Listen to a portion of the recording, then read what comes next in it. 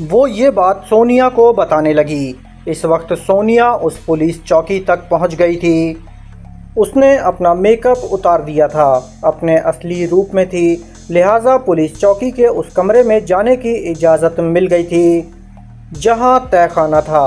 अब वो तहखाने में उतरकर उस महल में आने ही वाली थी। मैंने अपने साथ आने वाले आला बीबी के मातहत से कहा, वो गाइड ऑफिसर नहीं आएगा, लिहाजा हम यहाँ से अलग होते हैं। हमें मुख्तलिफ कमरों से गुज़रते हुए लैला सानी और मास्टर की तक पहुँचना है। हो सकता है इन कमरों में भटकने के दौरान सोनिया से भी मुलाकात हो जाए। हम कमरे के दो मुख्तलिफ दरवाज़ों से निकल गए, एक दूसरे से जुदा हो गए। तमाम कमरे एक जैसे थे। उनकी दीवारों पर जो नक्शो निगार बने हुए थे वो भी तकरीबन यकसां थे। कहीं कहीं मुख्तलिफ नक्शो निगार दिखाई देते थे। उनसे पता चलता था मैं किसी दूसरे कमरे में आ गया हूँ।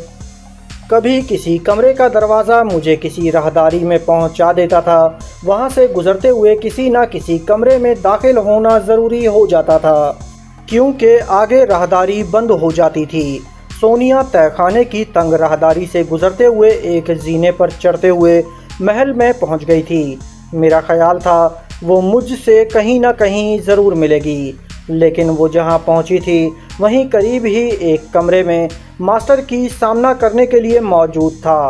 सोनिया को अपने सामने जो कमरा नज़र आया वो उसके दरवाजे पर पहुंची।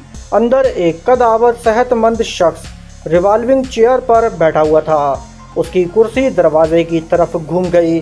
उसने मुस्कुराते हुए कहा, वेलकम सोनिया। दुनिया की ख़तरनाक तंजीमों के सरबरा और ख़तरनाक मुजरिम ये जानते हैं कि मास्टर की सिर्फ रिवॉल्विंग चेयर के ज़रिए गुफ्तगू करता है। आज उस चेयर पर मास्टर की तुम्हारे सामने बैठा है।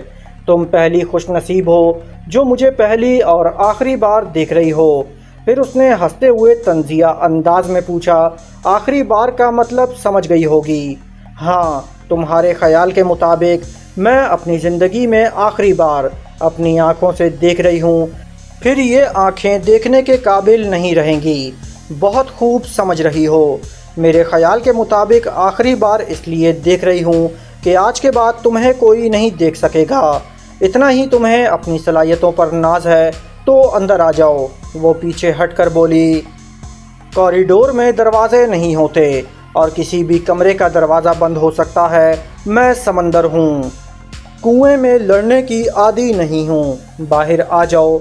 वो कुर्सी से उठ गया। आहिस्ता आहिस्ता चलता हुआ कमरे से बाहर आया। अब वो संजीदा था, गहरी नज़रों से सोनिया को देख रहा था।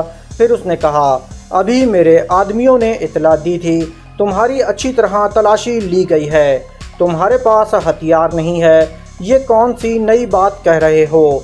फरहाद के किसी साथी के पास कोई हथियार नहीं होता। हाँ, दुश्मन औछे हथकंडे पर उतर आए और हमें मजबूर कर दे तो हम हथियार ज़रूर इस्तेमाल करते हैं। वो हंसते हुए बोला, क्या सिर्फ़ एक ब्लेड के ज़रिए तुम मुझे ज़ेर कर लोगी? मुझे इतला दी गई थी कि तलाशी के दौरान एक जेब से ब्लेड बरामद हुआ था। सोनिया ने अपनी जेब को थपकते हुए कहा, वो ब्लेड मेरी जेब में है। मेरा एहसान मानो, मैंने अपने आदमियों से कह दिया था कि तुम्हें ब्लेड लाने से ना रोकें, मगर तुम करना क्या चाहती हो? सोनिया ने जेब में हाथ डालकर उसे निकाला। फिर पूछा, ये बताओ, तुम मेरे पीछे भागना चाहते हो या मैं तुम्हारे पीछे भागूं? मैं तुम्हारी ऐसी पिटाई करूंगा कि तुम अपनी जान बचाने के लिए भागती हुई नज़र आओगी। सोनिया ने मुस्कुराते हुए कहा, मैंने चेहरे का मेकअप उतार दिया था, लेकिन हाथों का नहीं उतारा था। तुम्हारे आदमी धोखा खा गए। उसने हैरानी से पूछा, क्या मतलब? सोनिया जिस जीने पर चढ़ते हुए महल में पहुंची थी, उस जीने के दरवाजे को बंद कर दिया। फिर कहा, यह दरवाज़ा तुम्हें फ़रार होने के लिए पुलिस चौकी तक पहुंचा सकता था। अब ये बंद हो चुका है। उसने अपने बाएं हाथ में ब्लेड को थामकर दाएं हाथ की हथेली को पुष्ट पर रखा। फिर वहां से ब्लेड सी एक लकीर खींच दी। देखते ही देखते वो खून की लकीर बन गई। फिर उसने कहा, मास्टर की, मैं कितनी नादान हूँ, अपने ही हाथ से दूसरे हाथ को ज़ख्मी कर लिया। मगर ज़रा देखो तो, उसने जहाँ खून की लकीर खींची थी वहाँ एक चुटकी से कोई चीज़ निकाली, फिर उसे मास्टर की के सामने करते हुए कहा, ये जहरीली सुई है, अब तक खौल में थी, मैं इस खौल को अलग कर रही हूँ। उसने सुई के खौल को अलग कर दिया, फिर पूछा, अब बताओ तुम भागोगे या मैं? मास्टर की पीछे हटने लगा। सोनिया ने आगे बढ़ते हुए कहा, घबराओ नहीं, ये जहरीली सुई ज़रूर है, मगर तुम नहीं मरोगे। सिर्फ तुम्हारा दिमाग इस हद तक कमज़ोर होगा कि योगा का मुजाहरा नहीं कर सकोगे। रसवंती तुम्हें शिकार करेगी, मैं चुपचाप तमाशा देखूंगी। उसने एक तरफ भागते हुए कहा, आज तुम अपने असूल के ख़िलाफ़ लड़ने आई हो। पहले दावा कर चुकी हो कि फरहाद के किसी साथी के पास हथियार नहीं होता, और तुम सोनिया के रिकॉर्ड को भूल गए हो। मैं कभी हाथापाई करने में अपना वक्त बर्बाद नहीं करती हूँ, और ना ही जिस्मानी तकलीफ़ महसूस करती हूँ। जब तुम जैसे ख़तरनाक दुश्मनों का फ़ैसला आसानी से कर सकती हूँ, तो दुश्वारियों से गुज़रना सरासर नादानी है। चलो आ जाओ, अपना दिमाग रसवंती के हवाले कर दो। वो भागते हुए एक कमरे में गया। सोनिया उसके ताक़ुब में दौड़ती हुई जाने लगी। इधर मैंने दौड़ लगाई, अगरचे उन दोनों तक पहुंचने का सही रास्ता नहीं जानता था। महल के अंदर अच्छी खासी रोशनी थी, हर कमरे और कॉरिडोर से गुजरा जा सकता था, लेकिन वो दोनों कहाँ थे ये मैं नहीं जानता था। महल के अंदर हम तीनों दौड़ लगा रहे थे, इधर मैं और उधर सोनिया मास्टर की के पीछे दौड़ी थी। वो बेचारा अपनी सलामती के लिए भाग रहा था। क्या ये सोचा जा सकता था कि जो मास्टर की बना हुआ है, तमाम दहशतगर्द तंजीमों पर छाया रहता है, वो इस तरह बुज़दिल बनकर अपनी सलामती के लिए भागता रहेगा? मुझे यकीन नहीं आ रहा था, लेकिन मैं दौड़ रहा था। पता नहीं हम तीनों कितने कमरों से गुजरते जा रहे थे। एक जगह पहुंचकर मैं रुक गया, कान लगाकर सुनने लगा। मुझे भागते हुए कदमों की आवाज़ सुनाई दे रही थी। मैंने सोनिया के दिमाग में झांक कर देखा। वो एक राहदारी में मास्टर की के पीछे लगी हुई थी। पहले मास्टर की ने उससे कमरे के अंदर आने के लिए कहा था ताकि दरवाज़ा बंद हो जाए, तो वो एक कमरे की चार दीवारी में आसानी से उसे ज़ेर कर सके। अब वो खुद कमरों में जाने से कतरा रहा था, कहीं सोनिया दरवाज़ा ना बंद कर दे। वो राहदारियों से गुज़र रहा था। कभी किसी कमरे से गुज़रना होता तो पहले मोहतात नज़रों से दूसरे दरवाज़े को देख लेता, फिर वहाँ से गुज़रकर दूसरी राहदारी में पहुँच जाता। इस तरह वो अचानक ही मेरे सामने पहुँच गया। वो बहुत ही फुर्तीला था, समझता था कि पीछे सोनिया आ रही है, वापस नहीं जा सकता था। उसने यकबारगी मुझ पर छलांग लगाई। मैं बैठ गया। वो मुझ पर से गुज़रता हुआ दूसरी तरफ फर्श पर पहुंचकर कलाबाजी खाता हुआ उठकर खड़ा हो गया, फिर वहां से भागने लगा। मैंने भी दौड़ते हुए उस पर छलांग लगाई। वो आगे जा रहा था, मेरी लातें उसकी कमर पर पड़ीं। वो भागते भागते औंधे मुँह गिर पड़ा। मैं उसके सर पर पहुंच गया। उठने से पहले ही एक ठोकर मारी। वो दूसरी तरफ उलट कर गिर गया, लेकिन बड़ी तेज़ी से उठकर खड़ा हो गया। फिर हम दोनों में हाथापाई होने लगी। वो अपने दांव आजमा रहा था और मैं अपने दांव आजमा रहा था। सोनिया एक दीवार से टेक लगाए बड़े इत्मीनान से हमें लड़ते हुए देख रही थी। इसमें शुबा नहीं कि वो योगा का माहिर था। मेरी लातों और घूंसों को बड़े आराम से सह जाता था, लेकिन वो पलटकर हमला करता था तो मुझे तारे नज़र आने लगते थे, मगर ऐसा कम होता था। हम लड़ते लड़ते उस कमरे के सामने पहुंच गए जहां लैला सानी नंगे फर्श पर पड़ी हुई थी। उसकी निगरानी के लिए जो शख्स कुर्सी पर बैठा हुआ था वो हड़बड़ा कर उठ गया। कमरे के बाहर आकर हमें देखने लगा। मास्टर की को मुझसे मुकाबला करते हुए देखकर वो मेरी तरफ झपटना चाहता था, मगर अचानक ही लड़खड़ा कर गिर पड़ा। सोनिया ने अपनी टांग अड़ा दी थी। जैसे ही वो गिरा, फिर उठने के काबिल न रहा। उसने गिरने वाले के जिस्म में सुई चिबो दी थी। अब वो वहीं पड़ा हुआ कर्रा रहा था। ये सब कुछ ज़रा सी देर में हुआ। थोड़ी देर बाद वो अचानक उठकर खड़ा हो गया। फिर उसने पीछे से मास्टर की को एक ठोकर मारी। मास्टर झंझला कर पलट गया। गुस्से से धारते हुए बोला, क्या तुम्हारा दिमाग ख़राब हो गया है? ठोकर मारने वाले ने कहा, मैं मजबूर हूँ, इस वक्त मेरे हवास पर रसवंती छाई हुई है। ये कहते ही वो मास्टर की से लिपट गया। अब मुझे लड़ने की ज़रूरत नहीं थी। वो योगा के माहिर आपस में ज़ोर आजमाई कर रहे थे। कभी ये उसे ज़ेर करता था, कभी वो उस पर ज़बर होता था। दोनों ही अपने दाव पेच इस्तेमाल कर रहे थे। मास्टर की लड़ने के दौरान समझाता भी जाता था, रसवंती इसके दिमाग से निकल जाओ, ये बेचारा एक मामूली मोहरा है। रसवंती ने जवाब दिया, मास्टर की कितनी तौहीन की बात है कि तुम इतने ख़तरनाक मुजरिम कहलाते हो और अपने ही एक मामूली मोहरे के हाथों पिट रहे हो। लड़ने के दौरान मास्टर की सोनिया के पास आकर गिरा। सोनिया ने उसके मुंह पर एक ठोकर मारी। दूसरी तरफ से मैंने उसकी पिटाई की। अब तो वो 3 तरफ से पिट रहा था। नतीजा ये हुआ कि वो अधमुआ होने लगा। हालांकि बड़ा जीदार था, मगर 3 तरफ से मार पड़ रही थी तो पत्थर भी रेजा रेजा हो जाता है। रसवंती जिसके दिमाग पर काबिज थी, वो बार बार आकर मास्टर की के सर से टक्करें मारता था। जब हम मास्टर की से निमटने लगते तो वो पलटकर दीवार की तरफ जाता था और वहाँ से सर टकराने लगता था। नतीजा ये हुआ कि मास्टर से पहले वही फर्श पर गिरकर हमेशा के लिए ठंडा पड़ गया। इधर मास्टर की बुरी तरह जख्मी हो चुका था। उसका दिमाग कमज़ोर पड़ गया था। वो योगा का मुजाहिरा नहीं कर सकता था। मैं उसके दिमाग में पहुंचना चाहता था। उसी वक्त कमरे के अंदर टेलीफोन की घंटी बजने लगी। मैं उसे सोनिया के रहमो करम पर छोड़कर कमरे में गया। लैला एक तरफ फर्श पर पड़ी हुई कर्रा रही थी। मैंने उसे हमदर्दी से देखा, फिर टेलीफोन का रिसीवर उठाकर कान से लगाया।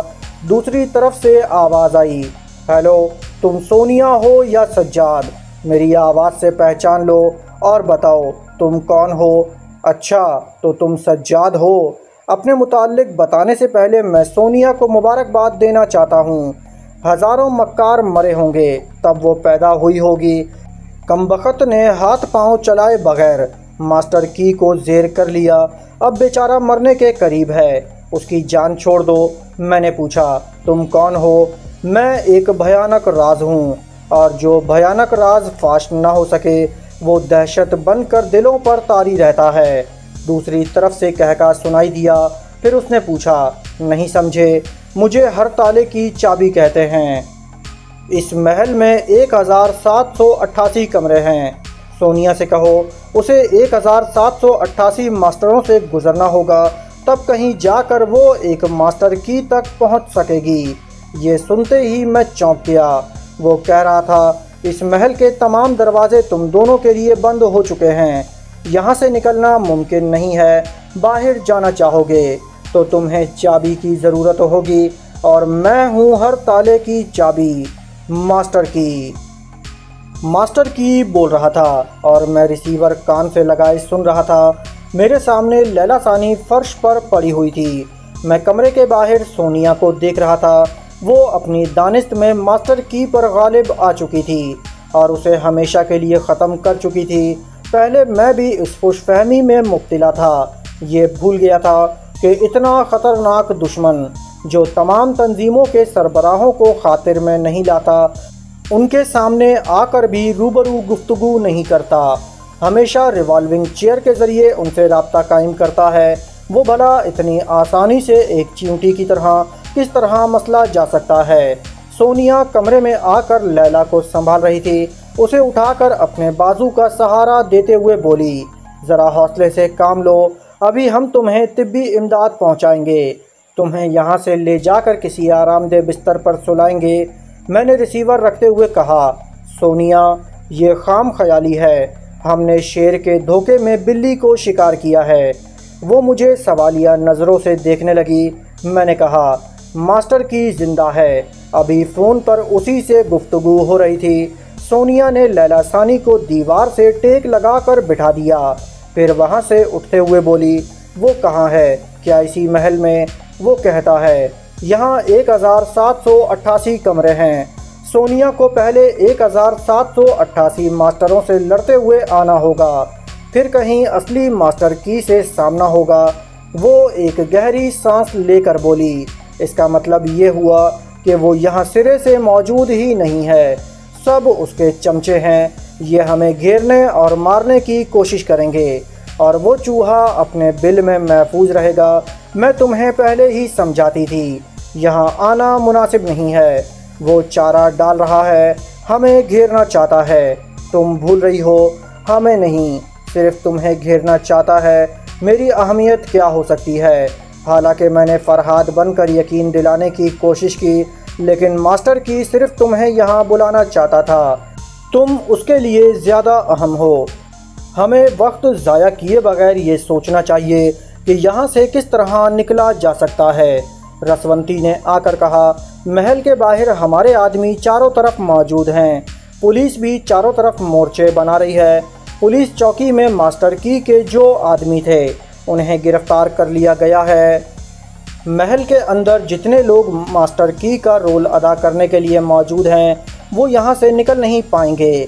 रसवंती की बात ख़त्म होते ही लाउड स्पीकर के ज़रिए आवाज़ गूंजने लगी। रात का वक्त था। वो आवाज़ वाज़े तौर पर सुनाई दे रही थी। बंदर श्री बैगवान का एक पुलिस अफसर कह रहा था, इस महल के अंदर जो लोग मौजूद हैं वो अपने हथियार फेंककर दोनों हाथ उठाकर बाहर चले आएं। हम 15 मिनट की मोहलत दे रहे हैं, उसके बाद हमारे आदमी महल में दाखिल होंगे। फिर जो भी मुकाबले पर आएगा उसे बेदरे गोली मार दी जाएगी। ये ऐलान 2 मरतबा किया गया। फिर तीसरी बार ऐलान करने के बाद महल के अंदर से आवाज़ उभरने लगी। कोई मेगाफोन के ज़रिए कह रहा था, हमने ऐलान सुन लिया है, बार बार गला फाड़ने की जहमत ना करो। अब हमारा ऐलान सुनो। अगर किसी ने यहाँ आने की जुर्रत की तो उससे पहले ही इस महल में बम के धमाके होंगे। ये खूबसूरत तारीखी महल जो हुकूमत का कीमती असासा है, देखते ही देखते खंडर में तब्दील हो जाएगा।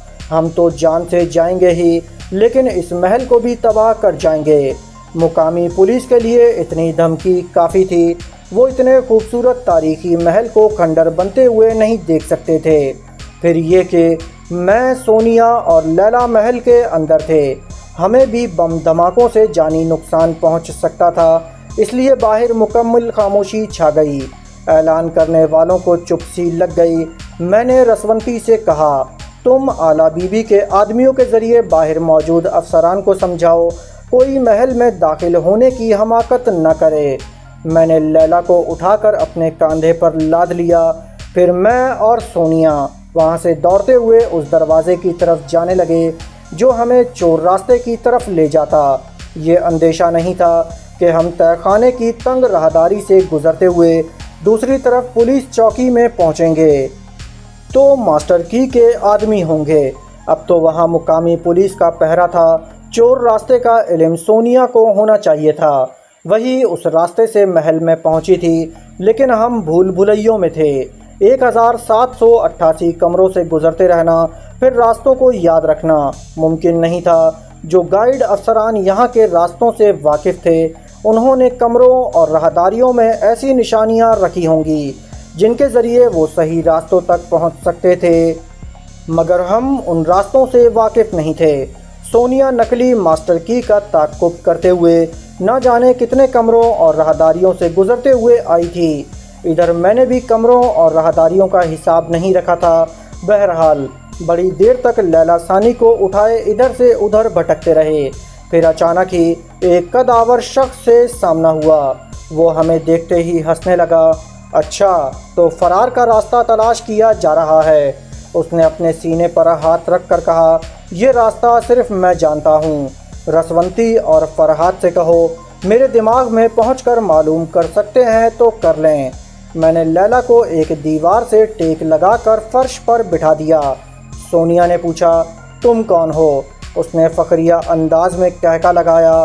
फिर कहा, मैं वो हूँ जिसे देखने की तमन्ना कितने ही ख़तरनाक तंजीमों के सरबराह करते हैं, लेकिन मैं उनसे रिवॉल्विंग चेयर के ज़रिए गुफ्तगू करता हूँ। दोस्तों, इस किस्त का इख्तिताम यहीं किया जाता है। जाने से पहले इस वीडियो को लाइक कीजिए, चैनल को सब्सक्राइब कीजिए। इंशाअल्लाह आपसे अगली किस्त में मुलाकात होगी।